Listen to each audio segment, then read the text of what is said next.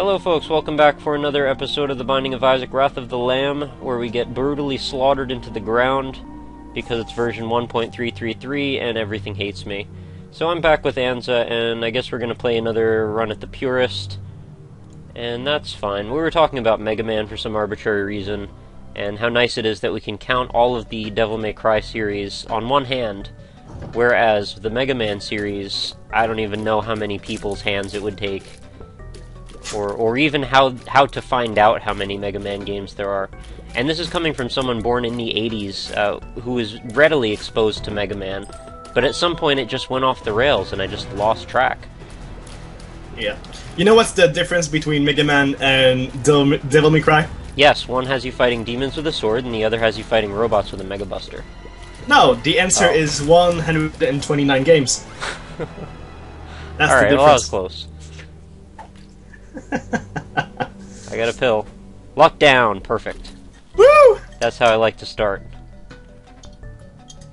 That's the best pill ever. I should probably just go in that library too, because why not?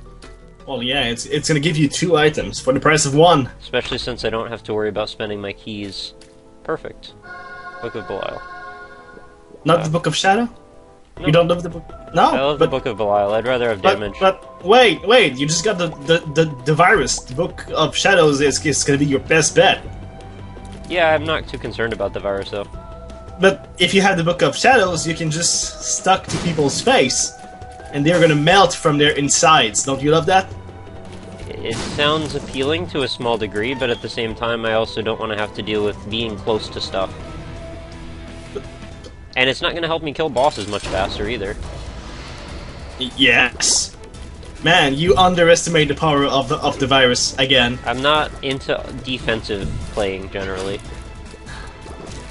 You should have at least tried for this boss, and then if you weren't unhappy, you could have moved on, but oh well. no, of course not. Woulda, coulda, shoulda, didn't. You're supposed to be a berserker, you know? How am I not being a berserker? I'm shooting this dude to death. But you're shooting him.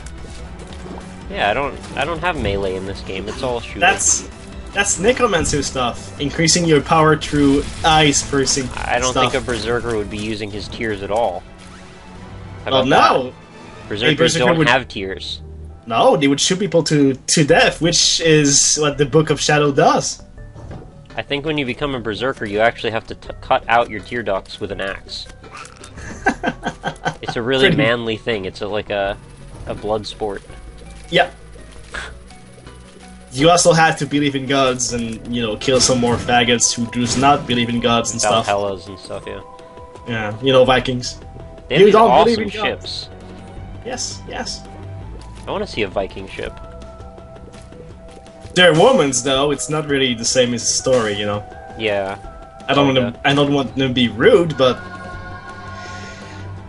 that's pretty much it. Can't really do much about it. That's probably why they spent most of their lives, like, sacking and pillaging other countries so they could take all of their women. You know there's some truth to that, probably. Yes, definitely. Oh well. I would have taken the shield because using the shield offensively is always great. I understand, but we're on a whole different floor now, so there's no point crying over it anymore. You're the one playing, so you know if you want to die, it's Oh, so that's how it is. yes, that's You how used it to is. believe in me. And Now you're just gonna die. I'll believe in you. I believe you can die. Oh. So you believe in me as long as I do everything you say. Yes, pretty much. And if you don't do what I say, it means you're bad at video games. It's, you know, it's I like believe it's that. like in Warcraft. If I'm a warlock and you're a rogue, let's say, and I'm telling you how to play because I'm fucking badass, and you're not doing it, then you're bad. It's like automatic, you know? Because everybody does that on the internet right now. But I'd be like, Sunder Armor. You're like, I don't have that skill. But I don't have armor. I don't You care. have leather armor. No, warlocks have nothing. Oh, I thought you said rogue. Well, you're the rogue. No, I'm the warrior. It's only for the example. No, it's not. Fine, I'll There's no switch such to thing as examples. I'll switch to my paladin and just make fun of you. Bubble Hearth. Yay. That's what they were known for. I did play Warcraft for too long. So did I. I think everyone did. Everyone who played it for too long. Yes. Alright, you think there's even one good pill in this pile of pills? I don't know. You had the minus luck pill, and it's gonna kill you. Pretty fly. Okay. Oh well. I'm hoping that at least one of these is gonna remove one of my hearts. Bombs are key. Alright, well that's not good. I needed bombs. Full health. Alright, this is not making any sense. And friends to the end. So I got a bunch of flies.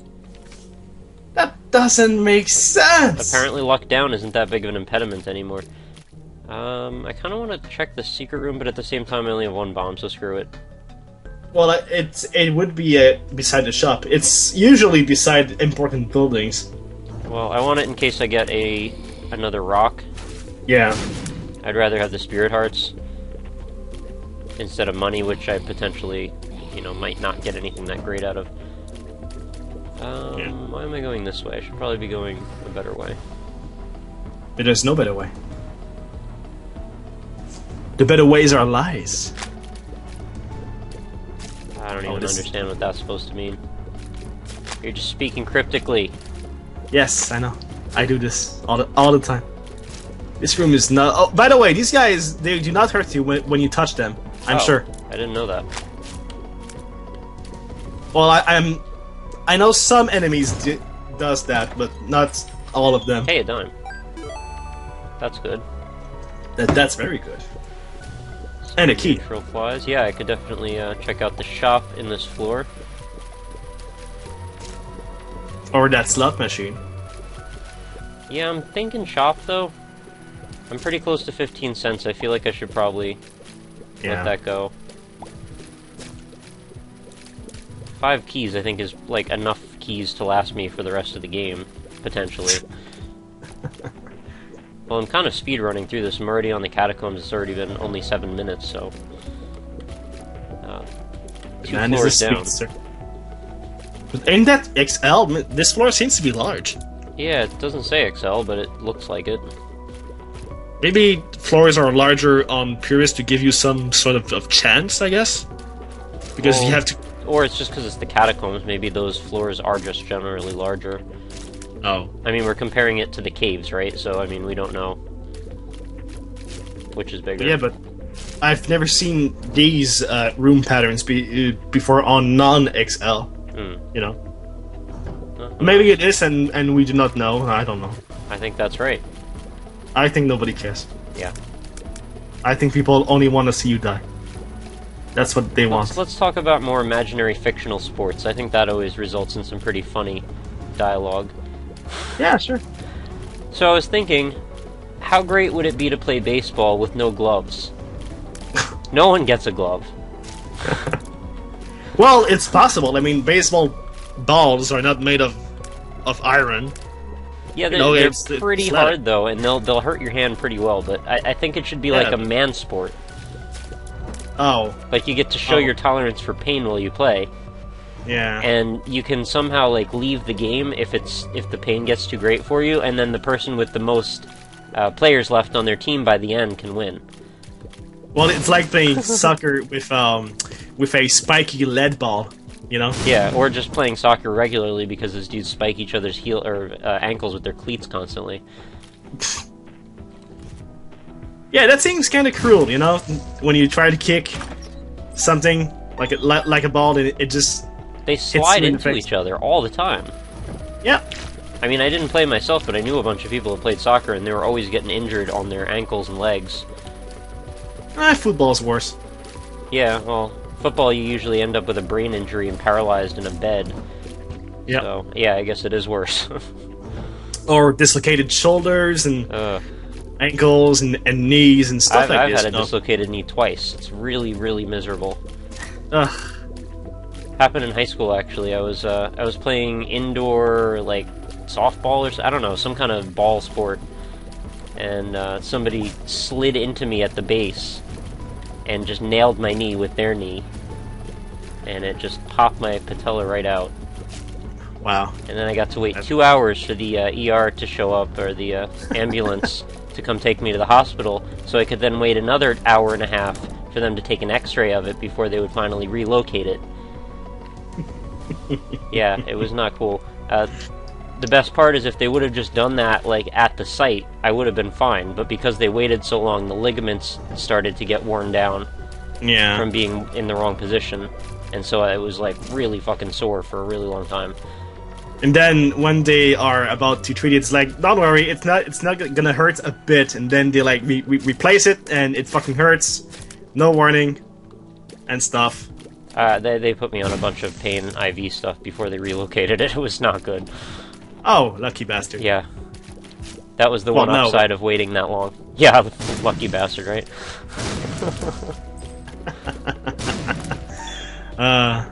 Thankfully, it didn't happen to me a third time, though, because otherwise I would have had to get some kind of really nasty surgery. Yeah. As it stands, I just had to immobilize it. So what's your worst injury? I'm lucky. I never had, like, broken bones or such. I mean, I had the multiple occasions to have so, but the bastards never break. Yeah, mine haven't either, actually. I've never broken a bone either.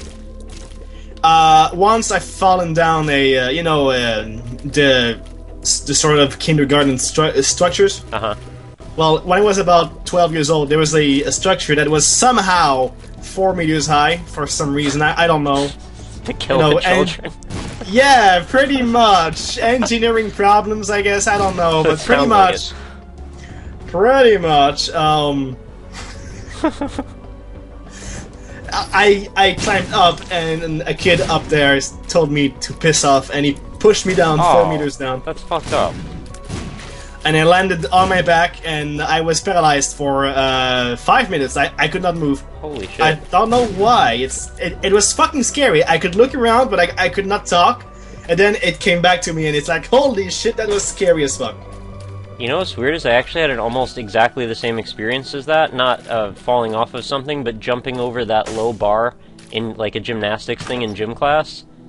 Oh, okay. I landed on that mat, but I landed mostly on my neck. And I couldn't move either for about 5 minutes, and it was fucked up. Yeah, it's pretty much the same. It's like a momentarily paralysis. I think it's because you bruised your spinal cord or something, maybe? Maybe, yeah. Wow, I don't know. I'm no medicine expert, but it came back, so I'm just happy it did. I'm happy it came back as well. Fall, man. I could have broke something really bad. Yeah, I mean, if you landed really wrong, you could have died. The good part of it, and also I did not land in sand. I landed on it's like wood or something. Chips, probably. No, it's just like a wood park. Oh, I don't know like solid wood planks. Yes, pretty much. Really not good. That's so an interesting thing to put under that. At least I got lucky, and I fell like straight, flat, right, and not on the side, because on the side would have been really, really bad. Huh. At least the shock was, well spread across the entire body. And then, at school, grade 9, we had swimming classes. Uh-huh. And one faggot thought it would be funny to jump on my face when I'm swimming. Oh, they always do that. And from the plungeon. Yeah. And he landed on my neck, and I drowned, actually. Holy shit. Now, the good part is that I blacked out, and instantly, I mean, nobody can take a hit to the back of the head from a stupid faggot who jumps down a trampoline. Yeah. And, the bad side is that I stayed on the water for, 2 minutes, or something like this. Holy crap. Yeah, I died, I guess. I don't know. I died, I guess. Wow. I don't even have, memories from it. It felt like a dream, and then I just woke up on the side of the swimming pool, and then was like, what the fuck happened? I'm guessing a lifeguard came in? Yes, pretty much, but he took his time. Jeez, you'd think as soon as they saw somebody get hit like that, they probably weren't looking. Well, the guy got fired, I Oh. think, because he was, like, distracted by something. Yeah, I'm sure he was chatting up some lady. Yeah, let's say the woman's. Usually So, what it is. I blame women's on this one. There you go, women's. I blame you. Alright, yeah, so you got some good ones under your belt. And then the stupid ones. What is your most stupid injury ever? I can beat you on this one, I'm sure. I have a really, really bad scar on my elbow. Like, it looks like ripped up, burned skin still, and this happened when I was about 12. I was running out of a wet field at night, and I came flying out onto some asphalt, and I just fell. Like, immediately fell, and put my entire body weight on my elbow. Wow. So, yeah, oh, and here's your answer, by the way. This is a double floor, as you can tell by the two. Well, I kind of guessed by how the map was. Anyway, okay, that's not bad. When I was about 10 years old, I was, you know, on a bicycle with Dave, actually, and Dave, you know, the Dave, and I was not looking in front of me, and I smashed my face into a car. Oh. And I got lucky. I had a helmet, and it probably saved me. Because man, the way like riding the edge of death here, dude. Yeah, it happened a lot. I don't know why. I'm extreme, but without being extreme, you know? Yeah. So boxing then seems like maybe not the best idea if you're prone to dying. I mean, call me crazy, but that just seems like a connection to make. Maybe. Well, I do love boxing, and plus, well, you got to do what you love. The first two accidents where I nearly died, I guess, was when people were being faggots and just pushed me or jumped on my face or whatever, you know. This one was really my fault. I was just not looking in front of me. And what happened is that I took 2 hits. One is that 2 of my teeth actually exploded on impact. God. Pretty harsh. And, well, actually the shock, or the bumper, pretty much, went through my upper lip, and then it smashed 2 teeth out of, you know, like, it smashed. And also, my helmet had a big, not hole, but, you know, a big bump on it. So I'm pretty sure that without my helmet, I would have died. Or, you know, had my skull caved in, or whatever. So what happened immediately after you hit this thing? I was still conscious, and I started crying like a fucking baby, of course. Well, yeah, I know, I figured, but I just meant, like, were you able to get to a hospital? What happened, like... Oh, yes, well, actually... Oh, that's a story, too. Dave hopefully helped you out here, because we like Dave and we want him to. He did. Dave, after watching me bleeding like a fountain of Christ's blood... like a Binding of Isaac episode. Yes, pretty much. He went to my mom, which you know, it was like 2 streets away, and 2 weeks later she was already there. She actually drifted around the corner. Wow. I remember this one. Yes. Well, the way Dave said it is that I was dying and stuff, and when she got there, it's like, oh, it's not so bad. Okay, well, good, I guess. And really, once the shock was passed, you know, it was not even painful. You know, I just got scared because it was bleeding a lot. But after some first aid, I was like, oh, it's not so bad. And then they shot me, and they you know, they sued. They sutured. How did? Yes. They did that to my lip, and I looked like stitched up your lip is probably the better way to say it. Yeah, they stitched my lip pretty much, and I looked like Frankenstein for a moment. Well, that can be pretty badass if it's done right. It was done right. Good. There was a scar, it smashed on my face, I'm still alive, it's amazing! But no, I actually ran into the car with my face. And that's pretty fucking stupid, let's be honest. Did you get a scar from that? Yes. It's a really small one, but it's still there, on my lip. Well, now we know the story of Anza's hideous car accident scar. No, I'm sure it's fine. Yeah, I actually ran into a car myself, too, a parked one, too. Rollerblading, because I couldn't stop. It's why this accident, it's so fucking stupid. The car was not moving. It was, you know, it was minding its own business, and then, BAM! Children right into the bumper. I don't know how people really are able to stop on rollerblades when they're going down a hill. Like, I know you're supposed to T-stop, like you're supposed to smack your one foot into the other foot and use the angle, but whenever I do that, I just fall on my face. Well, it takes practice, yes. Yeah, but going down a hill, I don't know how you have the momentum to be able to do that and not just spin in a circle. Well, you just have to, pretty much, you need to use your momentum, and it's pretty much sliding on the side. Yeah, I couldn't slide. It's exactly like ice skating. Once you master this, it's pretty easy to stop. I ice skate every winter, by the way. Of course. Of course! Yeah, I was gonna ask, like, what's up with your Canadianness if you're not into, like, tons of hockey all the time? Well, I don't love hockey that much. I mean, I can watch a match, of course, but I'm not a partisan. Right. But I do love the sport, and I do love ice skating. It's, you know, it's romantic, it's useful, it's a good sport, it keeps you in shape, and stuff. Yeah, I'm not particularly good at skating on or off the ice, but I have done a little of both. It's really about balance. I mean, once you master this, speeding up is only shifting your weight from left to right. You know, you don't even, like, try to go forward. You just left, right, left, right, and you speed up like this. And that's pretty much it. Well, I don't know. But, I wish I was better at stopping when I was going down that hill, because that car was the only way I was going to get through that. But at least you saw it coming, right? Yeah, totally saw it coming. In fact, I aimed for it because I didn't want to speed up anymore. Me, I never saw the car coming. Of course, I wasn't looking, you idiot. Man. Yeah, and mine didn't result in really any bleeding or really any injury besides just smacking into something, so I'm not complaining about that. But it took me 2 years to learn how to brake on ice, so, you know, it's not given to yeah, I probably should have been a little bit more aware of my ability to stop when I chose to go down that hill.